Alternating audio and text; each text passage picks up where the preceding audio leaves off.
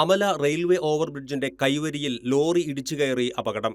തൃശൂർ കുറ്റിപ്പുറം സംസ്ഥാന പാതയിൽ അമല മെഡിക്കൽ കോളേജിന് സമീപമുള്ള റെയിൽവേ മേൽപ്പാലത്തിലാണ് അപകടം നടന്നത്. സമീപത്തെ സിഗ്നൽ ബോർഡുകളും തകർന്നു.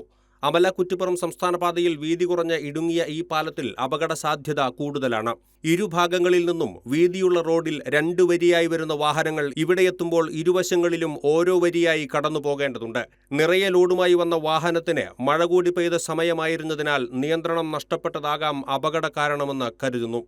പാലത്തിന്റെ കൈവരിയോട് ചേർന്നുള്ള ഫുട്പാത്തിലേക്ക് കയറിയ ലോറി ഏതാനും മീറ്റർ കൈവരിയിലേക്ക് ഇടിച്ചു കയറുകയായിരുന്നു. അപകടത്തിൽ ആർക്കും പരിക്കില്ല. എന്നാൽ ലോറിയുടെ മുൻഭാഗം തകർന്നിട്ടുണ്ട്. പലപ്പോഴും അപകടങ്ങൾക്ക് കാരണമാകുന്ന ഇടുങ്ങിയ റെയിൽവേ മേൽപ്പാലം വീതി കൂട്ടണമെന്നത് വർഷങ്ങളായുള്ള ആവശ്യമാണ്. ഇതിനായുള്ള ശ്രമങ്ങൾ പല കോണുകളിൽ നിന്ന് നടന്നെങ്കിലും ഇതുവരെയും നിർമ്മാണ നടപടികൾ ആരംഭിച്ചിട്ടില്ല.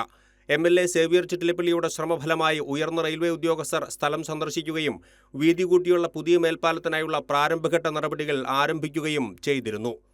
ATK news, Amala Nagar.